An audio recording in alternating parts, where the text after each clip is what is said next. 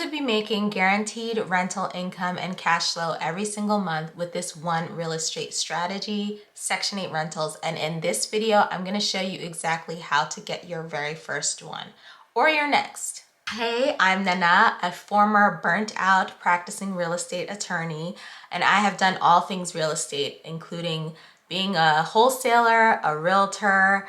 I even hosted over 20 Airbnb short-term rentals, but now I focus on long-term real estate and rentals to build cash flow as well as assets and legacy for my family. And if you want my exact strategy to building a $1 million real estate portfolio, go ahead and head to realestatewithnana.com or hit the link in the description box below to get my full real estate strategy.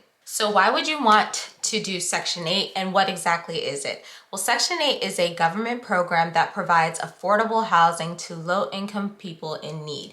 The program directly pays landlords who rent to Section 8 tenants. So this means you get guaranteed rental income, which I like to call recession-proof money and cash flow. So the first step to getting your first Section 8 rental is to start simple and small. And so what I mean by this is think of what you already have possibly. So for me, the first Section 8 rental I ever did was my old home. My husband and I ended up moving. We bought a new home because we were expecting, we had a baby on the way. Now we have two under two. But we decided that instead of selling our previous property, we were going to rent it out. And we had considered Airbnb because, like I said, I used to host over 20 short-term rentals. But we decided, knowing that we were growing our family and we were new to being parents, that something a little more sustainable would be better for us. And for that reason, we decided to do Section 8 rentals. Because with Section 8, once you find a good quality tenant and you pass Section 8 inspection and do all the things you need to do, that money is guaranteed every single month. So the majority of the rent is paid by the government. So you don't really have to worry about being able to cover your mortgage or having to chase down tenants for their rent, none of that. So that was why we decided to move forward with Section 8.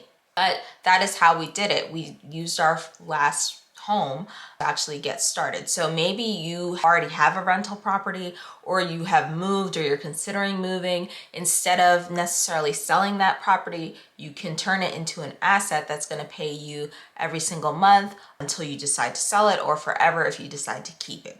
And if you're not moving, you can also use the equity that you have in your current home. So maybe you already own a property and you have equity in it. Maybe you bought it a couple years ago, so you bought it for $200,000 and maybe now it's worth $300,000. That $100,000, you can use that extra money if you get a home equity line of credit, and you can use that $100,000 to go out and buy a property. Now, of course, depending on what you're buying, you might not be using all of that cash just to buy outright, but you could use it for your down payment, closing costs, things like that. Another strategy that is slow and steady is to buy a house, live in it for a year or two, and then go ahead and buy another home, turn that first property into a rental, and then do this every couple of years. You know, after 2 years in the new home, you buy another home without selling this one, you turn it into a rental property, so now you have two rentals, right? So you can do this every year or every year or two for the next 5 to 10 years. You look up and it's 2020 whatever, or yeah, 2030. Bananas. And you have 5 to 10 rental properties that are paying you cash flow money every single month, maybe even covering your expenses, covering your lifestyle, helping you give back to your community just because you did this slow and steady method. I think a lot of people get overwhelmed because they feel like, you know, you hear some gurus and it's like, you have to have 1 million properties in order to be a true real estate investor.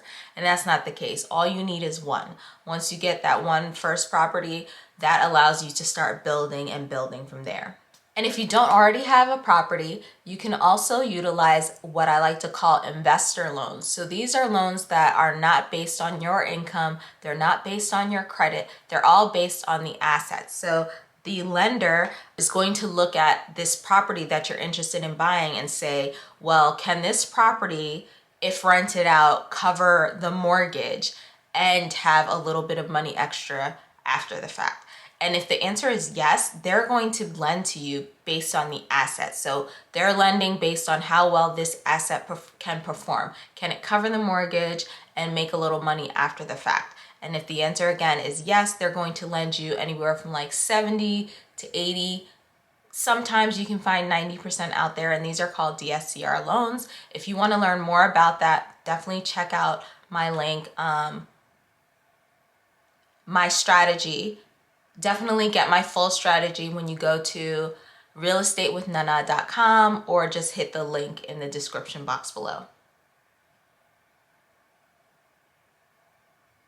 And so you can use these loans to go ahead and start buying rental properties. These are specifically for investors. The second thing you want to do to get your first or next Section 8 rental property is to buy at the right price. The worst thing you can do is overbuy something or overpay for something, and then you're not actually making cash flow, you're in the negative every single month, and you end up having to pay extra money in order to cover the mortgage. And so then it's not really an asset, it's kind of draining your pockets. So you want to buy at the right price.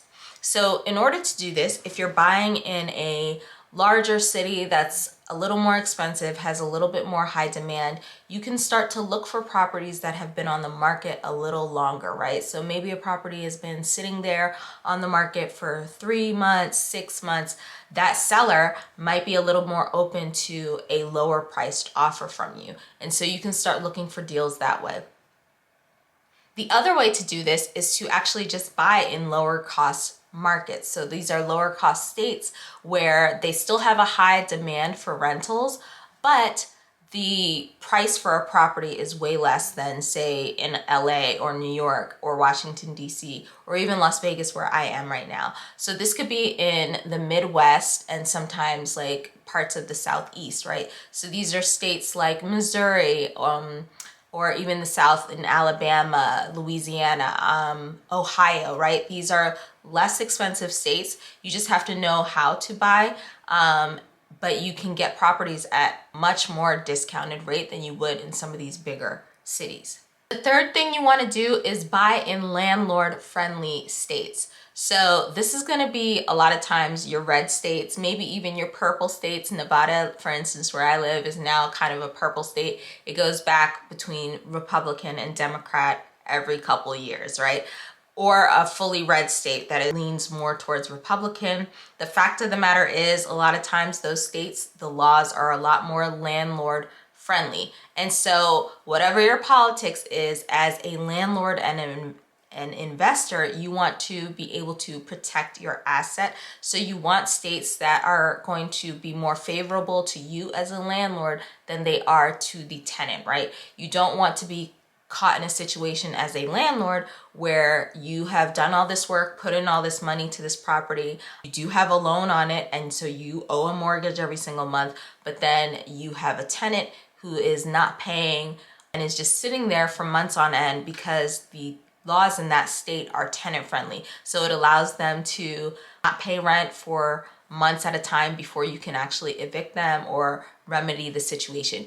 As a landlord, you do not want that. Whatever your politics are, this is business and you have to pay your mortgage every single month. So you want to be in a state that is going to allow you to remedy this situation more quickly than one that is going to have you, spinning your thumbs and basically hemorrhaging money for months on end. So that's tip number 3, is to buy in landlord-friendly states.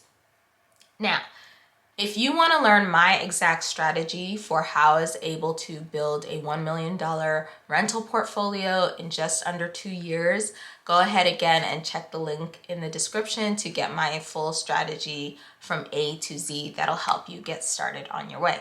And now that you've learned how to get your first Section 8 rental property, go ahead and check out this next video, because when you pair it with what you have just learned now, you are going to be unstoppable, my friend. I'll see you in the next one.